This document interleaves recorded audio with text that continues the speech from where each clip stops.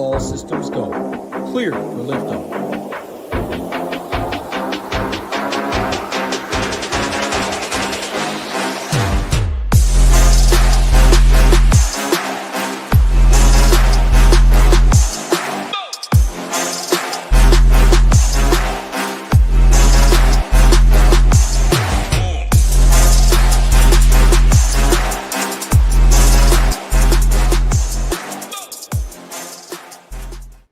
What's going on, golf fans? It's your boy GS Luke here with our DFS live stream for this week's FedEx St. Jude Championship. Going to go over any of your last second questions, also a weather report and some ownership in GPPs to give you guys the last second info that you need for your lineups so we can have ourselves a week. So first off, just want to welcome on everyone in. Smash the like button if you guys haven't already. And what's going on? We got Pop in the chat. We got Little Neck as well, Rushing Yard Rev as well. And yeah, I appreciate the kind words, C. Floyd. You guys can't tell, I am sick as ever living heck over here. So we're going to try and save our voice, keep this live stream a little bit quicker than normal, but going to go through all of your questions as always. So we got Go Collect down there as well. Welcome on in. Let's get this week started. And if it seems like I'm a little bit more concise this time, it is because I'm sick. So just doing what we can to save the voice for the next few days. So first and foremost, let's talk about this golf course, which I was going to play a little different this year because they had a renovation since the last time we saw it. All 18 greens were ripped up, which usually means it's going to be pretty firm.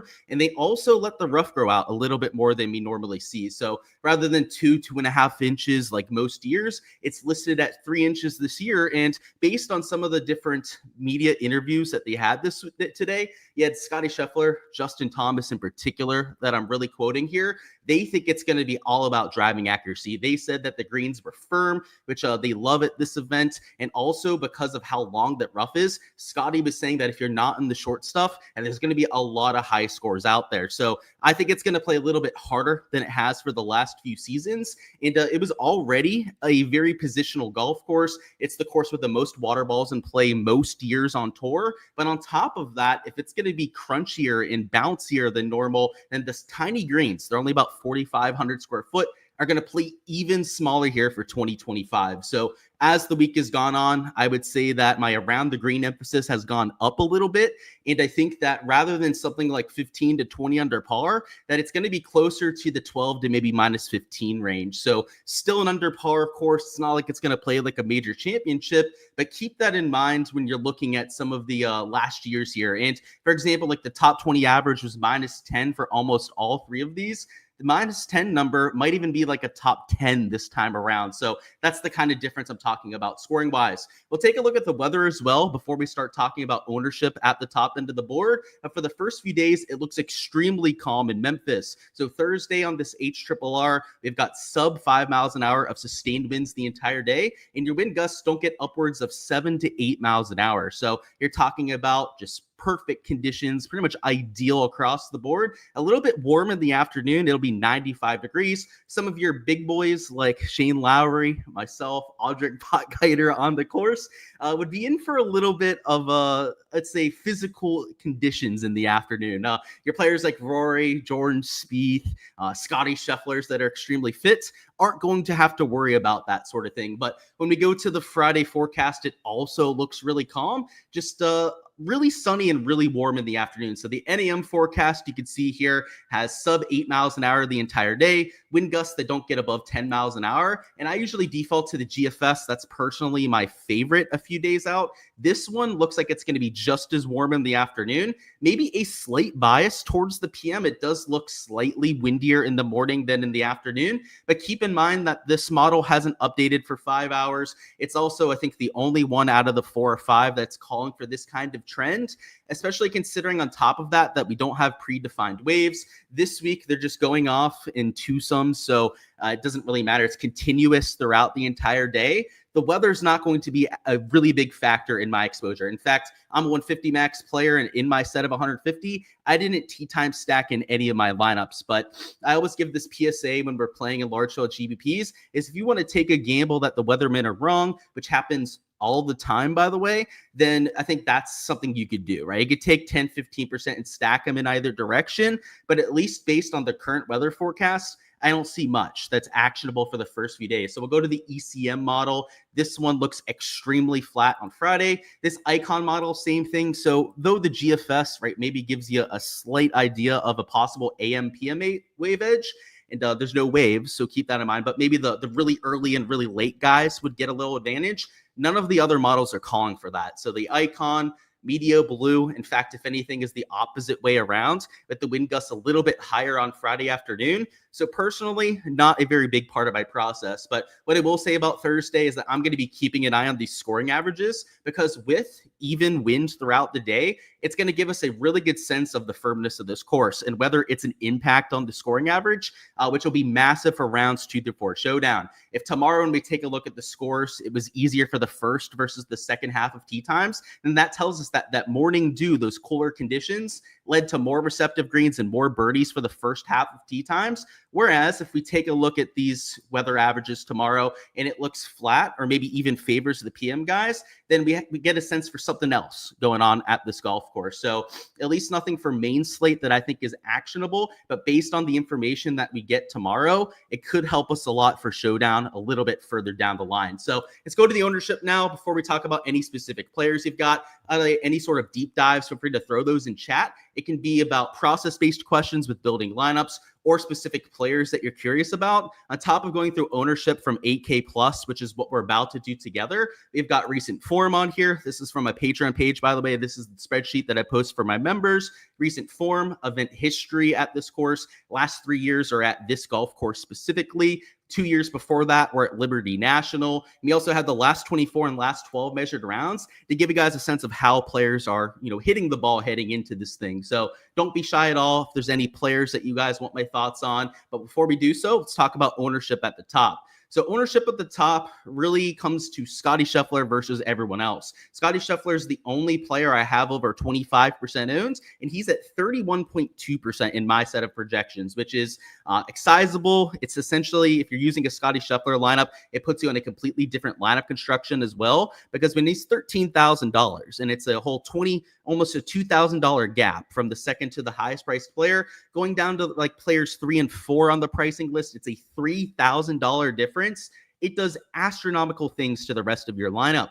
Rather than starting with, let's say, $10,000 Henley, who you guys can see as a core play for me, obviously somebody that I'll be well over the field on. If you started with him as your first man in, you can realistically look to a 9K guy as your second man in. So, for example, you could go Russell Henley, and then let's say, I don't know, Fleetwood of Fitzpatrick as your second man in. Now, that might be a little bit aggressive going almost two $10,000 players. But let's say you went Russell Henley and then, I don't know, Morikawa, Cantlay, or Burns as your second man in. That's a very common lineup construction. However, if you start with Scottie Scheffler at $13,000, rather than taking somebody in, let's say, maybe that 9-10K range as your second man in, you're dropping down at least to the 8K range, if not to the low end of the 8K range for your second man in. So it just completely changes the whole makeup of your lineup, which is why I think it's important to consider him on his own on this kind of slate because of what it does to the rest of your lineup. And let's talk about the ramifications further down the line. Scottie Scheffler lineups make you be uncomfortable in the 6K range. And while we're going to focus on ownership from 8K plus, I mean, we'd be here all day, literally, if we were going through every single player's ownership on this slate. But in the 6K range, further down the board, for example, they're way lower owned on average than what you have in the 7K range. So again, this is all going to be blacked out down here, but like you can get an idea with like your Shane Lowry's of the world. He's average to maybe even slightly below average ownership in the 7K range, and he's almost 10% owned. That is significantly higher owned, by the way. And I know it's all blacked out down here. My Patreon version obviously is not blacked out. So if you guys want to see that, you can check it out over there. But at the bottom end, I'll give you guys a sneak peek behind it. You have players that are sub 2% owned in this portion of the board. You've got guys in this portion of the board that are sub 3% owned that you can use for that leverage. So though he's 30% owned, and yes, the highest owned player that we have on the slate, the ramifications of using a Scottie Scheffler result in a lower owned lineup with your product ownership than 99% of lineups that are starting without Scottie Scheffler. So the reason I say this as a little bit of a PSA to anyone out there, if your reason for using or not using Scottie Scheffler is this 30% ownership mark over here, then you're looking at the slate the wrong way, because it's not about individual players and ownership numbers that matter. It's the entire composition of your lineup that really pushes it and really determines whether you're going to duplicate yourself with other people, and also determines whether you're going to have enough leverage to move up in those lineups when your players hit. So if you use a Scotty Shuffler and you're a little bit more aggressive with your second man in, so maybe rather than going to a more balanced 7K build after a Scotty Shuffler, maybe you go Scotty and you go, you know what? I'm going to take a Cantlay or a Colin Morikawa as my second man in. It's going to put you into a pickle with your salary, but that's a good thing in this scenario. When you're forced into that pickle with the salary and forced further down the board, that's going to, by default, you still have to be careful about it. There's still some chalky pieces in the 6K range, but in general, you're going to be able to find a lot more leverage than what you're doing towards the middle end of the board. So that's why I think it's so important to kind of distinguish between these Scotty Shuffler lineups and the ones that don't start with Scotty, because it's going to look so much different with in particular your second, your third man in, but even more so with some of your value plays at the bottom. Outside of that, it's a lot closer with the ownership. Your low-owned 10K guy would be a Justin Thomas, who's nearly 10%. I would say in single entries that he'll probably be single-digit owned in a lot of those kind of formats. But outside of that, you're in like the 12 to maybe 15, 16% range on most of the players here. I will note that a Matt Fitzpatrick is getting a little bit of extra steam. That has to do with him being number 3 in recent form. Also worth noting that Hideki Matsuyama, your past champion, also number 8 with the recent form ranking, is getting a little bit more steam than some of his counterparts. But rather than it being drastic differences in ownership percentage-wise, for example, just like the guys at the bottom end of the board being lower owned on average than the 7K range, there's also a bigger spread in ownership at the bottom end of the board. You have players in the 6K range, for example, that are sub 1% owned, and then you have players in the 7K range that are 7 to 8% owned. That's an 8 to over a 10x difference between those two players. That's the most extreme example, but even if we cherry pick the most extreme example towards the top end of the board, your lowest owned player from 8K plus being Keegan Bradley in my projections, that's a 3x difference, a little bit over a 3x difference from Keegan Bradley until Scotty Shuffler. And because he's so different at 13 grand, I don't even think we can really compare those two players. So let's go the next highest, right? Let's go Keegan Bradley versus, I guess, a Goddard at about 20% would be your second highest owned player. That's a little bit over a 2x difference. Bottom end of the board, it becomes even more crucial to find that leverage, and you're going to have better spots to get almost infinite leverage versus the rest of the field down low. So that's why I think it's so important to consider with Scotty Shuffler. If you like him, he projects well, you think he could win this event, then my advice is to play him in your lineups. Don't let the ownership really impact your decision that much, because it's going to be made up for further down the line. Outside of that as well, let's talk about a few other players that are noteworthy. So we talked about some of the ones getting steam, like a Hideki, Matt Fitzpatrick, Harris English, also Chris Goddard, noteworthy from that perspective. Keegan Bradley maybe being a little bit overlooked. We mentioned Justin Thomas as well. And because Colin Morikawa really struggled overseas, I mean, he's got the caddy musical chairs going on. You never really know who's going to be holding the bag for Colin from week to week. But because he struggled his last few times out, completely different style of golf. Now over here in America, if you're looking for leverage or you're trying to get cute from 8K plus, it would be with those handful of players that we just talked about. But that's the ownership perspective, arguably the most important part of your DFS process, because we're not just trying to build the best lineup, right? This isn't like playing against the house where you have to get over a certain amount of points to cash. If you're playing in a cash lineup or a double up, maybe that is the kind of thought process that you're going with. We're trying to beat the rest of the field. If you're playing in what a majority of people watching this live stream are, which are in the large, big field contests with really top-heavy prize pools, that'd be like your big GPPs on DraftKings, even FanDuel that has those sort of contests as well.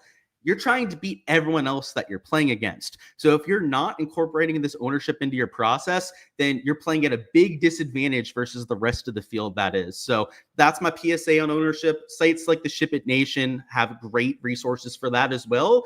And of course, you guys can find these projections and all the resources that I'm doing as well, which are also great for that sort of purpose. So it's open it up to questions, see what you guys are curious about for this kind of week. Let me think if there's anything else that I haven't touched on for the slate. I mean, we're going to build a lineup together, so we're going to talk a little bit more about lineup construction towards the end, but I think that's it for the general grand scheme of things. Let's see. So I'm looking for any player deep dives or questions that you got.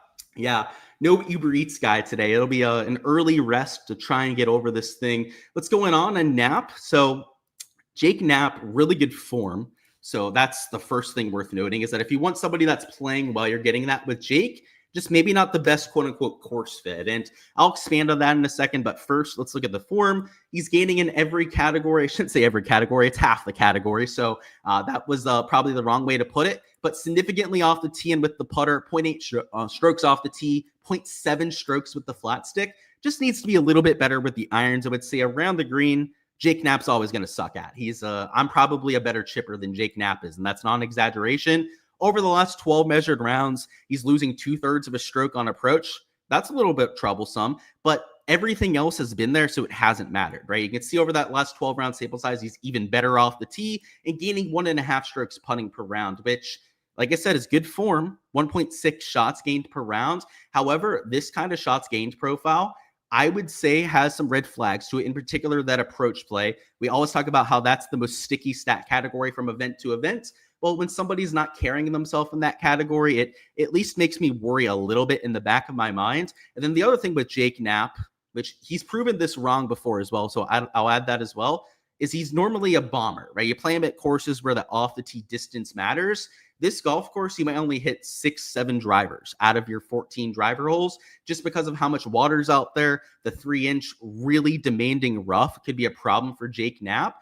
That's the concern I have with the course fit. But he obviously almost won the Cognizant Classic this year. That is one of the comp courses I'm using. So if you go over here to the model page, you'll see that it's one of the 3 comp courses.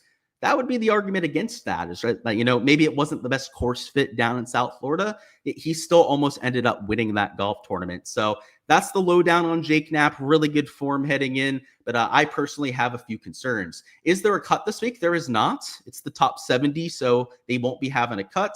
What's going on, Joe? We got Jen as well. You're listening on your way home from work. That's the way to do it. A little bit of multitasking getting done. What's going on, Steven? What's going on? Brant as well, calling me Saint Luke. That's probably way too nice. Not a saint, but I appreciate it, my dude. It said those temps are going to bake out those greens. And yeah, the other thing to add on top of it is it's renovated greens. They have all the different dirt out there, completely hard compared to what it normally is. It's going to be I think a more difficult year. Who steams and who moonwalks? So yeah, shout out to my guy DGen, by the way. That was a segment that he always had on the live streams that I thoroughly enjoyed. I don't really have an idea of who I think steams and moonwalks. That's not something that I'm always the best at knowing ahead of time. In fact, every time we get to the slate, there's always a few people that kind of surprise me ownership-wise. I think everyone that does this probably has that same kind of experience. If I had to guess, though, sometimes I'm right about this, sometimes I'm not. If somebody was going to steam, maybe it's Fitz, because I've seen him everywhere. And I guess the way that I would go on that is the people I see on a lot of betting cards, the people that I see, people talking about in different DFS communities, whether it's my Discord, other Discords, Twitter/X. And Matty Fitz, I've heard a lot of chatter on. I've also heard a lot of chatter on Tommy Fleetwood, which makes me kind of happy as a Russell Henley owner because he's my favorite out of those 3. And ownership-wise, they're all at about the same level right now. So if there is some steam, maybe it goes to a Fleetwood, a Fitzpatrick, and maybe it goes away from a Russell Henley. That's probably wishful thinking. Henley probably still gets some of that ownership, but in Love to Go Bear, people love playing them at driver-heavy courses, and this is not a driver-heavy course. So maybe rather than sucking up ownership, from Henley, it's these two sucking up a little bit of ownership from O'Bear. That would be my guess on that. It's not really my expertise. I'm not as good as James was at kind of narrowing down who was going to get that steam and who wasn't before lock, but that would be my best educated guess up top. You wonder if Glover's going to rock the white pants again. Probably not, unless we want to see his underwear underneath. I can't imagine the swamp ass going well with that. He said he hope he doesn't. None of us want to see that, right? It's not a picture we want in our brains. Can I deep dive Wyndham Clark and Jordan Spieth? I absolutely can. So Jordan Spieth, I'm a big Jordan guy, as you guys all know at this point. His form's great. You guys, you're gonna be hard pressed to hear me talk shit about Jordan, but in truth, he's gaining in all 4 stat categories. So how do you nitpick that, right? I mean, it's pretty fantastic if you ask me. Last 24 rounds, he's also gaining across all 4 stat categories. So my bias puts him at a 10 out of 10. I'm playing him this week. That's probably the least surprising thing that you guys have ever heard before. But if I take my bias out of it and I just look at the play on paper, then, what negative can I say about it? He's a solid play at $7,600. He's got the same, if not better, form than a lot of the other guys around him. So, yeah, give me some Jordan Spieth. And then the other one was Wyndham Clark, right? Who's at that same exact price. Wyndham Clark suffers from some of the course fit issues that I have with the Jake Knapp. He's such a good off the tee player, such a long player in that category that when you take away his number one weapon, which is that driver, I do have some concern. Now, the counter argument for Wyndham Clark, and I always remember these counter arguments because course fit doesn't always work, right? There's always going to be outliers. Wyndham Clark played well and almost won the Players Championship a couple years back. So if he can almost win the Players Championship, which has just as much water as you have on this golf course, then you can never say never on a guy like a Wyndham Clark. Now, if I was comparing him to Jordan Spieth, I'd much rather have Jordan, and that's even without my bias. Jordan Spieth, more of a well-rounded player, but don't never say never on Clark. I would say the best place to use a Windy this week would be large field GPPs. I wouldn't touch him with a 10-foot pole in cash lineups or in my big single entry. Not to say that he can't get there. It's just, in my opinion, too much risk for that kind of format. Cash, you're not trying to take on guys that have that wide range of outcomes. We want a narrow, predictable, good range of outcomes on our cash plays.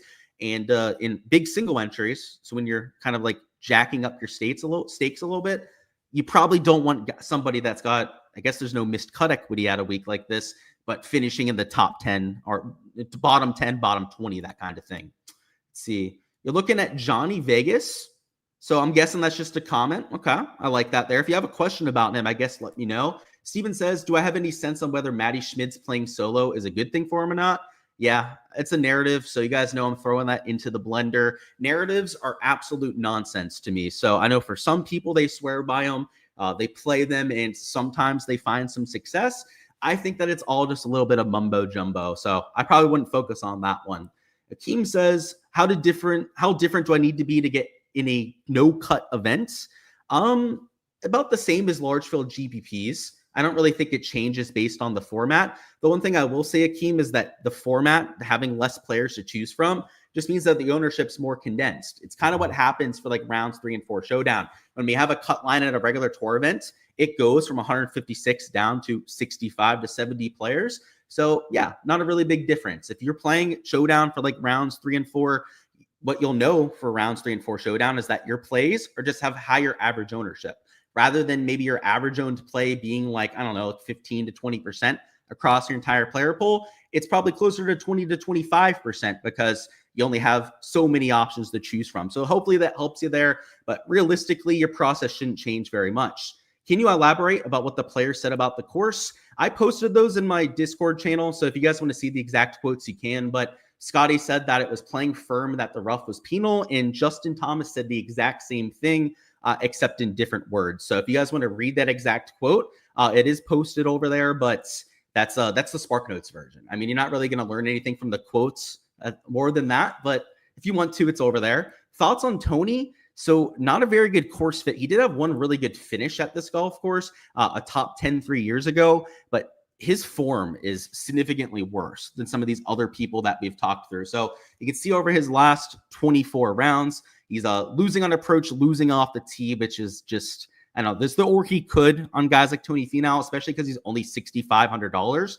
And I'm actually using Tony Finau this week, so I don't want to trash him too much, but it's only in my GPP exposure. And I've got him, I think, in like 10% of my lineup. So it's just a sprinkle I'm throwing in, kind of hoping to get that spike performance. If he finishes in next to last place, then so be it. It's to me, it's not going to be that big a deal because I kind of expected ahead of time. Like, it's just how he's been playing. He's not been playing his best golf, but he also has won the 3M Open. He's played extremely well at the 3M Open almost every time he goes there. And I know it's a different golf course, but very, very similar setup to what we had a few weeks ago where it was water in play. I think it was on 12 of the 18 holes there. It's on 11 of the 18 holes this week.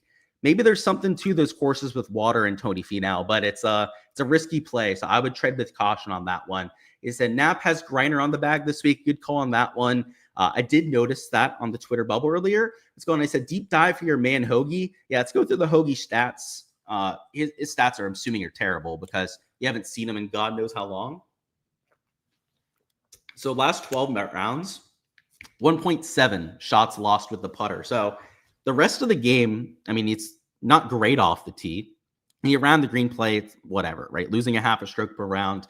I've seen worse from Tom Hoge before, but you can't lose 2 strokes putting per day. So that's what has to come around. The one thing I'll note is that there's different type of greens at this golf course. You had the fescue overseas, you had the bent grass in the Midwest.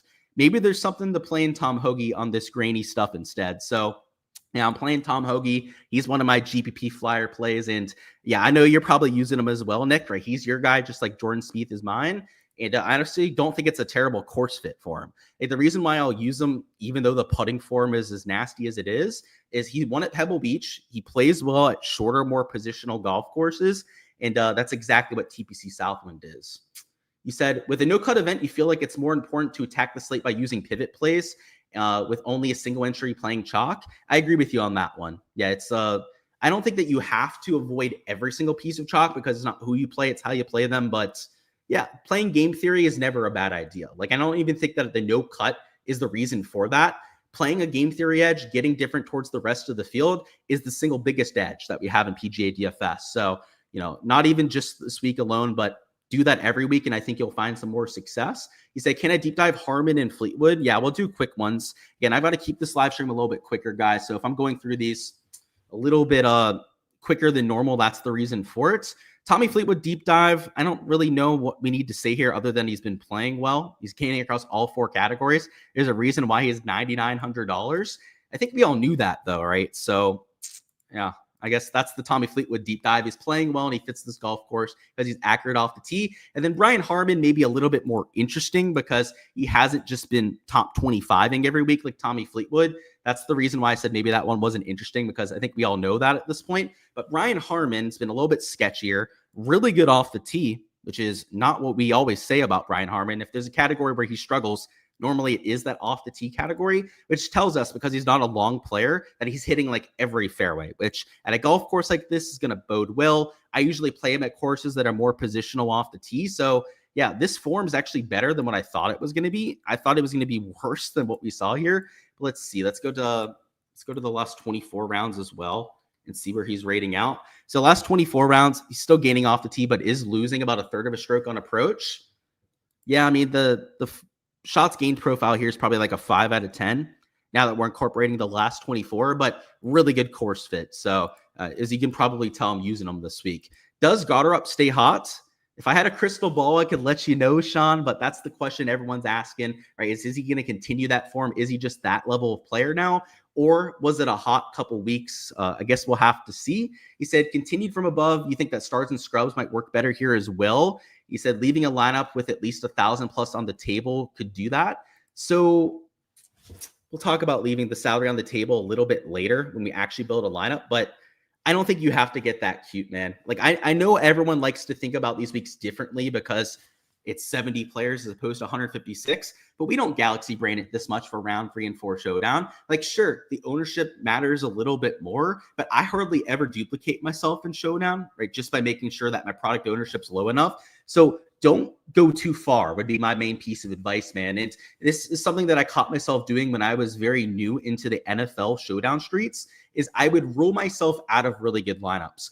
I would do too much, essentially, when going through and actually putting together my builds, and I would take away myself from GPP winning lineups based on some silly stuff that I didn't have to do. So, for example, leaving too much salary on the table in an NFL showdown slate. The comparison that we could use for PGA DFS here would be leaving too much salary on the table, only using, let's say 6 pivots in a lineup, not one guy that's over like 5% owned. That might be overdoing it a little bit too much. So in general, I agree with your sentiment there, but I do want to give you that pushback because I was there before. I've gone down some of those rabbit holes myself, and they don't always help you out, is what I'll say. Sometimes they do. Sometimes you find something in your process that really improves it. Sometimes you actually do more bad than good when you do that kind of thing. Is this course one that the first timers don't do well at? At least to my knowledge, not really. It's not like the Masters. It's not one of those like course knowledge tracks that you have to have. The thing that this year also takes away from that is that it's renovated. They changed all the greens. They completely recontoured them as well. So even if you have knowledge of like where not to short side yourself, or where the uphill putts, for example, are on specific greens, that's gone because they completely changed up the golf course. So I would say that this time around, you can kind of throw that into the trash. Thoughts on Grillo and Rose? So love the form on Grillo. I mean, Grillo's been hitting the ball better than just about everyone priced around him. So just to show you guys the exact stats, 1 second here while I bring that up, he's gaining in all 4 stat categories, which he's probably the only player in this range that can say that. So that's really the main selling point on Grillo. He also tends to play about more positional golf courses. So there's that on him, the Argentinian hothead, as I call him. And then Justin Rose. Oh boy. The form on Rosie is terrible. That's why I give the little oh boy there. But it is a decent course fit for him. Like, that's why he plays well at the Masters. That's why he plays well at the Open Championship. They tend to be off the tee courses that are a little bit more lenient than, let's say, like a US Open or PGA Championship. So don't sleep on him completely, but this form is significantly worse than most guys priced around him. You would think with this form that he would be like a lower 6K guy, but $6,900, he's around guys like Akshay, Ricky that are gaining a bunch of strokes, Glover as well, who's a tee to green monster, who's a past champion at this place. So that's really the main argument against Rosie, is that he's way overpriced. How do I like Sibu on a positional course? I love him at these courses, Jen. Great question, by the way, because I like the way that you're looking at it from a course fit angle. Sibu Kim's one of those positional guys for me. And my bets this week, I mean, I showed you guys my core plays before, my value plays. It's just my positional like core. I always play Russell Henley at positional courses. I always play Sepp Straka at positional courses. Daniel Berger, Shane Lowry, you name it. Like, these are the guys that I get to. You can say the same thing about a Brian Harmon. You can say the same thing about a Denny McCarthy. You can say the same thing about a JJ Spawn. You can say the same thing about Aaron Rye, a Corey Connors. Let's give you one more. Then a Colin Morikawa. We'll say of those players I just mentioned, I believe I'm playing like all of them but one, maybe 2 of them. I know one of them for sure that I'm not using. I think I'm using the rest of them though. So yeah, that's the kind of golf course we've got this week. And yeah, he's a part of that bunch for sure. What short game stat am I looking at the most? Around the green. That's by far the best one to use, Kim, just because if you're looking at scrambling stats, for example, they're not normalized for the golf course. So if somebody's playing at just easy golf courses, their scrambling is going to look a lot better than somebody who's playing a hard golf course. Whereas shots gained around the green is on a comparative basis. So look at it that way. Can we look at a Bridgman deep dive? We can for sure. So I played him last week and I'm playing him again this week for a lot of the same reasons. You play him at courses where it's not super off the tee heavy and where you can lean into his putting. And though the putting's been about a neutral over his last 12 rounds, he gains a shit ton on this kind of surface. In fact, let me get a sip of water while I find it here. You can see towards the right side. 0.8 shots gained Bermuda per round. So I like the course fit. That's the main reason for playing him at this sort of week.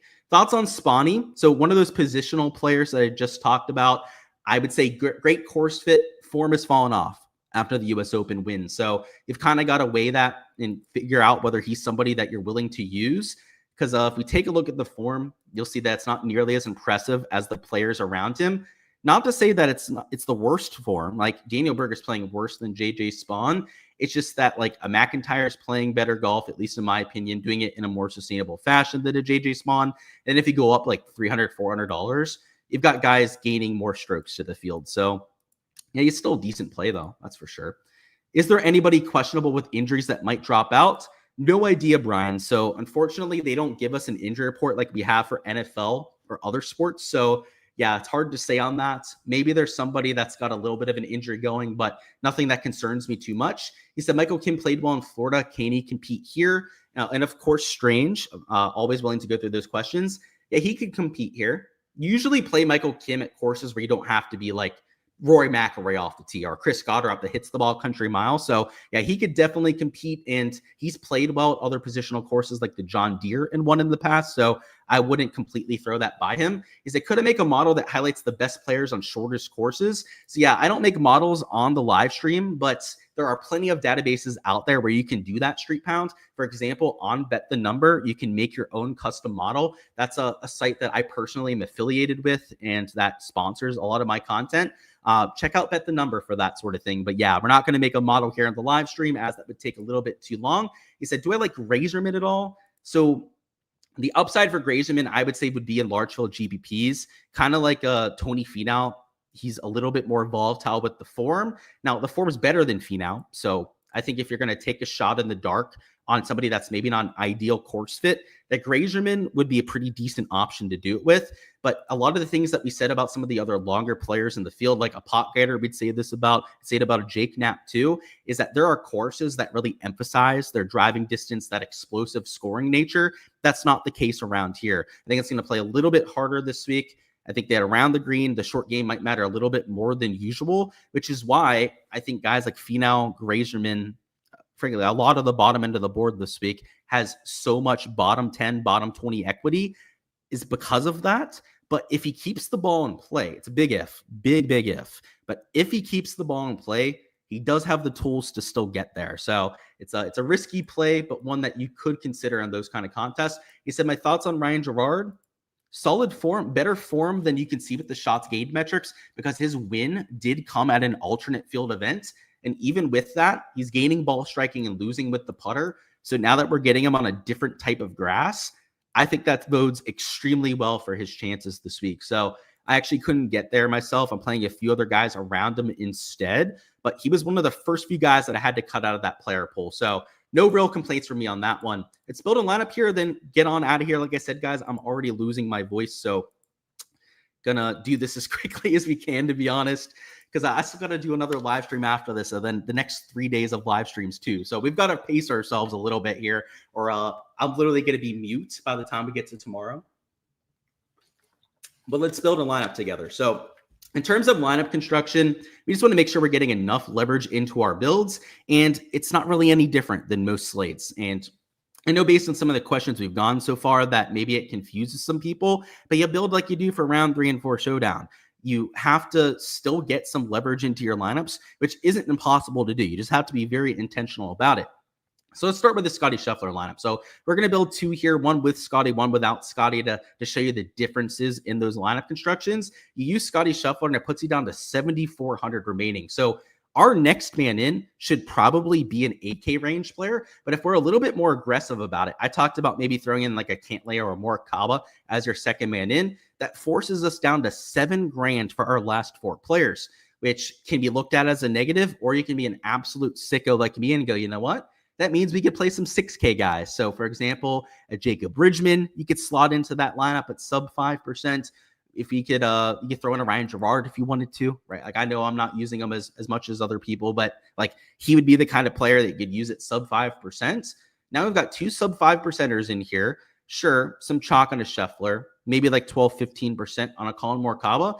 But as long as we're not going chalk as our last 2 here, we're totally fine, even in like the big $5 or $25 GPPs. So I use this to kind of show you that it's not as difficult as you think, right, to get that differentiation, and that maybe leaving too much salary on the table or really forcing in like 3-4 pivots into a build is doing a little bit too much. So for example, if we used, let's say, a Jordan Spieth here, love my guy, and then at $7,300, now no one's really that chalky except for Kitayama at 7,200. But let's say you rounded it off with a Day or Harman using all of your salary at $7,300.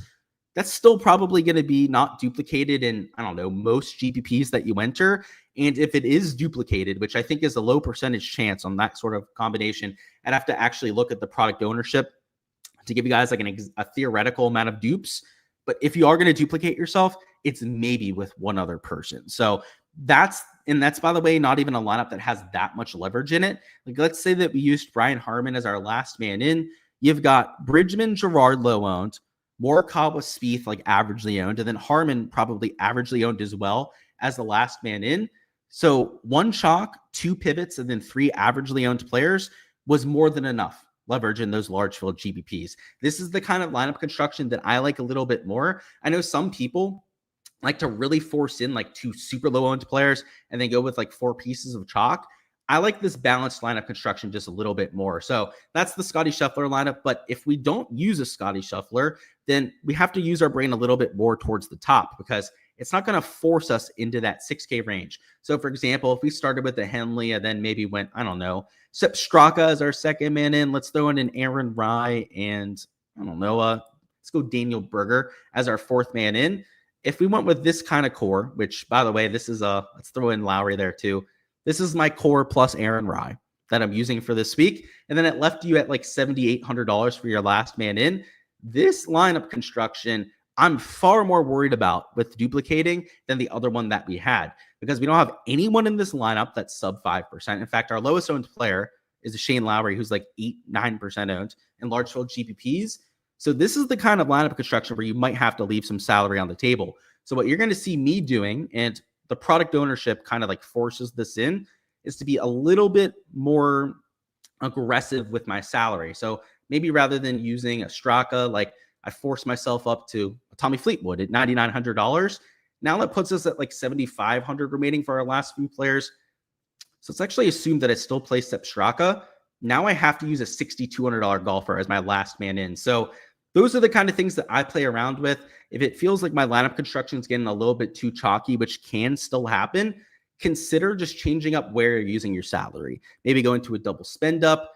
I think the more balanced that you are, the easier it's going to be to have a super chalky lineup on a week like this. So that's kind of why I like Scotty Scheffler. It's why I have him in over half of my lineups. And that's the lineup construction for this week. But that's all I've got, guys. Best of luck with everything that you guys are entering. Gonna call it off here before I go mute in the next minute or so. But best of luck with everything that you guys are going with. I'll see you guys for the round 2 through 4 live streams, which of course will be live here on the SHIPIT Nation YouTube channel over the next few days. Be going over the single game slate, giving you guys ready for every single round of this event, going over weather report, questions in chat, all of that. To make sure that you guys catch those when I'm going live, all you have to do is subscribe here to the SHIPIT Nation YouTube channel. But on top of that, I also do cover props and betting at this event. You guys can find that live stream at 8 p.m. Eastern time on my YouTube channel, and that's going to be GS Luke DFS. So if you guys are playing on like Prize Picks and Underdog, you guys want my betting advice on the sports books, that kind of thing, make sure to stop on by that live stream. We're going to be keeping that one also a little bit quicker here tonight, just so that I can save my voice for this weekend. But we're going to be going over stat averages, pin locations, underdog and Prize Picks props, and some 2-ball matchups to get you guys ready for Thursday. We'll be going over, a community slipper too, to give you guys something in detail, as well as exactly how to attack those prop boards. But that's all I've got. Best of luck, as I was saying before, guys. And I'll see you guys for all the content throughout the weekend.